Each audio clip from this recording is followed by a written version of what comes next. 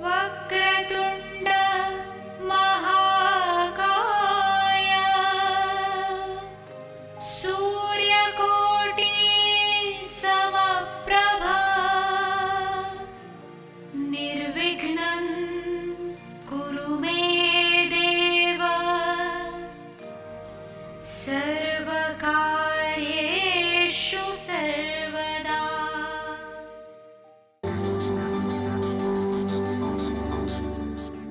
राजीव सूर्यवंशी वास्तु के क्षेत्र में एक जाना पहचाना नाम है। पिछले 1 दशक से भी अधिक समय से इस क्षेत्र में सेवारत, भवनों को बिना तोड़े या फेरबदल किए उनके परामर्श से असंख्य लोग लाभान्वित हुए हैं। सिंहस्थ महाकुंभ 2003 को त्र्यंबकेश्वर में श्रद्धालुओं को वास्तुशास्त्र प्रवचनों द्वारा कृतार्थ करने पर विशेष रूप से सम्मानित किया गया। समाज के प्रति उनकी बहुमूल्य सेवाओं के लिए वर्ष 2002 में उन्हें मानव रत्न ऑफ द मिलेनियम पुरस्कार से सम्मानित किया गया था। यही नहीं, इस क्षेत्र में उनके विशेष योगदान के लिए वर्ष 1990 में श्रेष्ठतम वास्तु विशेषज्ञ के रूप में उनका चयन हुआ और इन्हें स्वर्ण पदक से सम्मानित किया गया। राजीव सूर्यवंशी ने समय समय पर देश के विभिन्न भागों और विदेशों में सेमिनारों और कार्यक्रमों का आयोजन करके समाज की खुशहाली और उत्थान में अपना योगदान दिया है। देश विदेश के कई व्यापारिक प्रतिष्ठान, शैक्षणिक संस्थाएं, सामाजिक और धार्मिक संगठन तथा जन सामान्य उनके निस्वार्थ और उत्कृष्ट मार्गदर्शन का लाभ उठा रहे हैं। इस क्षेत्र में उनकी एक उल्लेखनीय उपलब्धि वास्तु रिसर्च फाउंडेशन की स्थापना है। वास्तु के क्षेत्र में जिज्ञासु लोगों के लिए राजीव निष्ठावान पथ प्रदर्शन की भूमिका निभाते रहे हैं और उनकी जिज्ञासा शांत करते रहे हैं। उनके अनेक विद्यार्थी इस प्राचीन विज्ञान का देश भर में प्रचार प्रसार करके लोगों का ज्ञान वर्धन कर रहे हैं। नमस्कार दर्शकों, अभी जैसे देवी के नवरात्रे आए, इन नवरात्रों की अपनी एक महिमा है, आप सब लोग जानते हैं। इस समय जब नवरात्रे आते हैं तो माँ दुर्गा, जिनका कि पर्व पूरे देश भर में मनाया जाता है, तो यहाँ पर ही इस समय ऐसा कहते हैं कि जब भी ऐसे विशेष पर्व होते हैं तो देवलोक से देवगण यहाँ मृत्युलोक में आए होते हैं।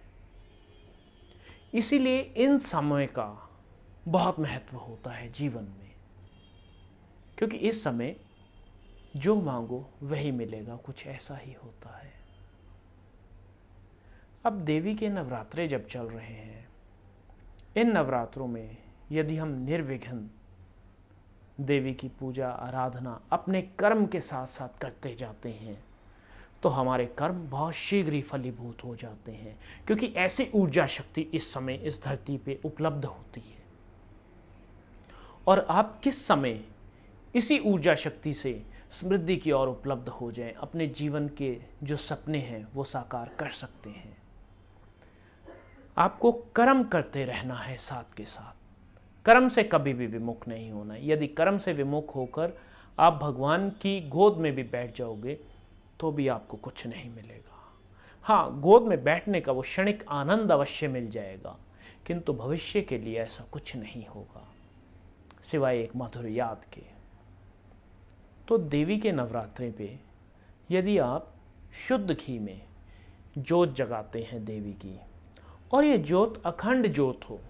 अखंड जोत का मतलब होती है कि पहले नवरात्रे सुबह ब्रह्म मुहूर्त से आपने उसे आरंभ किया और अष्टमी तक वह ज्योत निर्विघ्न प्रज्वलित होती रही। इसे बोलते हैं अखंड ज्योत। अपने जीवन के कर्मों को करते हुए इस अखंड ज्योत को जलाकर आप जो कुछ भी इच्छा करेंगे माता से, वे आपकी इच्छा अवश्य पूर्ण होगी। ये अखंड ज्योत जलनी कहाँ पर चाहिए? इसके लिए ईश्वर ने प्रत्येक घर में एक हिस्सा दिया हुआ है, एक शुभ स्थान दिया हुआ है। वो शुभ स्थान आपके घर में भी है, आपके व्यापारिक स्थान पर भी है। वो शुभ स्थान है उत्तर और पूर्व दिशा की संधि का स्थान। क्योंकि ये वही स्थान है जहां पर सभी देवगण, ईश्वर, सभी आशीर्वाद की मुद्रा में, आपको कुछ देने की मुद्रा में सदैव तत्पर रहते हैं।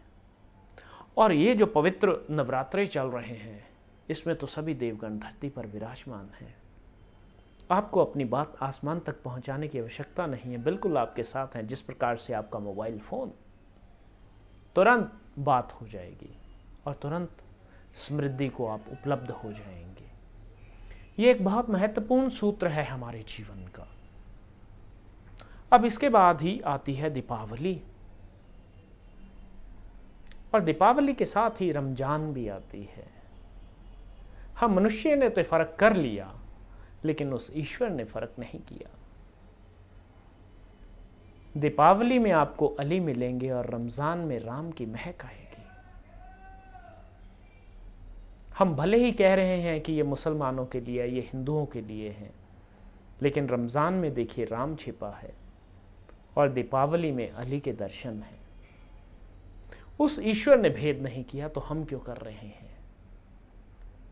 दोनों ही त्योहारों की अपनी महत्ता है, अपनी ऊर्जा शक्ति है, और ये समय त्योहारों का ही है।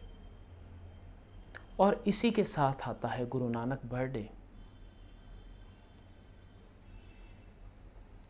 सिखों के प्रथम गुरु गुरु नानक बर्थडे आता है, गुरुदेव का जन्म दिवस, जिस समय वह धरती पर अवतरित हुए। और इसी के साथ आता है क्रिसमस, 25 दिसंबर।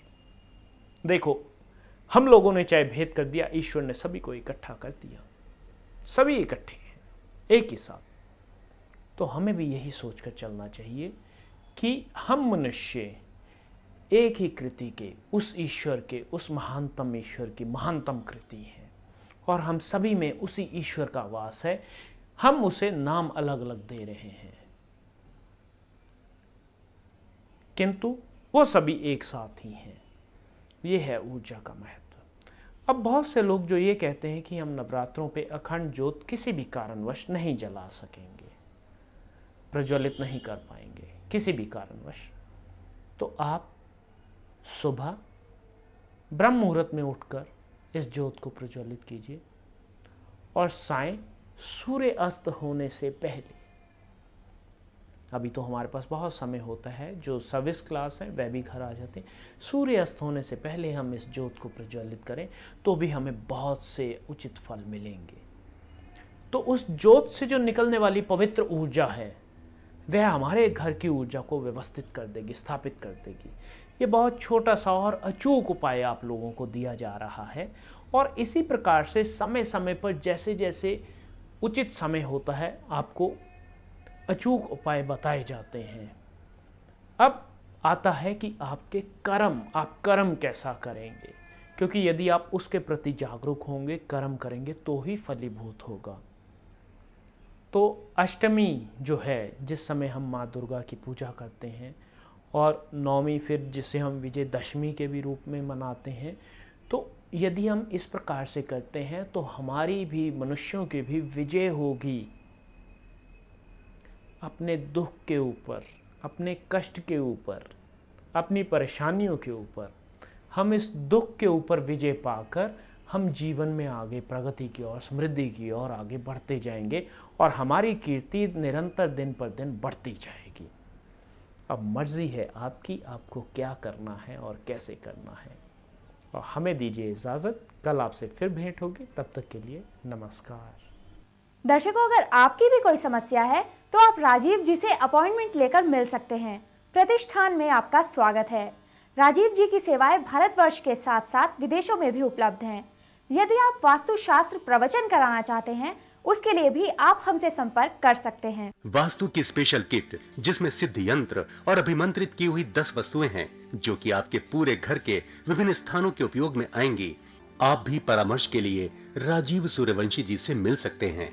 पता है भारतीय वास्तु अनुसंधान प्रतिष्ठान, C6, सरस्वती गार्डन, कीर्ति नगर, नई दिल्ली 15।